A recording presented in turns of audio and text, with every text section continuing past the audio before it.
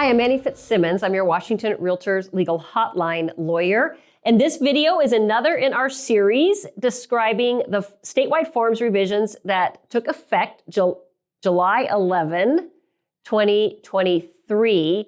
And in this episode, we're describing a change to Form 22A, the financing contingency. There were two changes to Form 22A, and so there are two episodes describing Form 22A. In this episode, we are describing changes to the appraisal contingency provision. And the changes will be very significant to some buyers. Here's the change. There is a newly added protection that allows buyer to terminate the transaction all the way up until the closing date if there are work orders on buyer's appraisal that seller failed either because they're unwilling or unable to correct prior to closing. Prior to the form's revision, the low appraisal provision protected buyer only if the appraised value of the property came in low. Following the revision, however, buyer has the right under the form, assuming that buyer retains the protection of the low appraisal provision, then buyer has the right to go to seller and say, seller, one of two things. Either the value came in low, that's not new based on the forms revision, that's always been the case.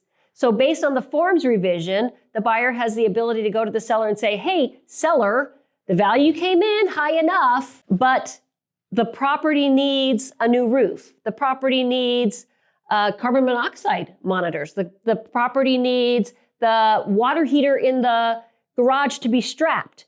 The property needs whatever it is that the appraiser called out. That it might be a tiny change, correction, it might be something huge. In any event, once buyer puts seller on notice of the required work order, the ball is now in seller's court to either make the correction or not.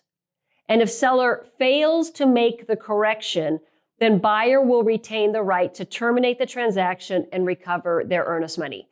Now, from the buyer's perspective, you may say, well, that's not all that great, because if seller doesn't make the repairs, buyer's going to get all the way up to the closing table, potentially, before they know that they're not going to get the property. They've wasted all that time and they've lost their money on inspections and appraisals, and you're right. That's true. But they're going to protect their earnest money if they still have the protection of the low appraisal provision, which is an improvement over the forms prior to the revision. Because prior to the revision, the same buyer whose earnest money is protected now, if seller doesn't make a repair, that same buyer would have lost their earnest money. As long as the property had come in at a high enough appraised value, if the transaction failed to close because of a work order condition. So from the buyer's perspective, it still may not be a perfect scenario because seller is not obligated to make corrections. But then again, from the seller's perspective, there's no way that the statewide forms could obligate a seller to make whatever correction the appraiser called for. The appraiser might require, for example, a new roof. And we cannot obligate a seller through boilerplate language to replace the roof on a house as part of the conditions of closing the transaction. That would not be something any seller had anticipated or bargained for. So the forms can only do what the forms can do. But this form revision allows the buyer to protect their earnest money if the only reason the buyer can't close is because of a work order on the appraisal, assuming buyer still has the protection of the low appraisal provision of their financing contingency. There's a new notice form called 22AWO, as in appraisal work order.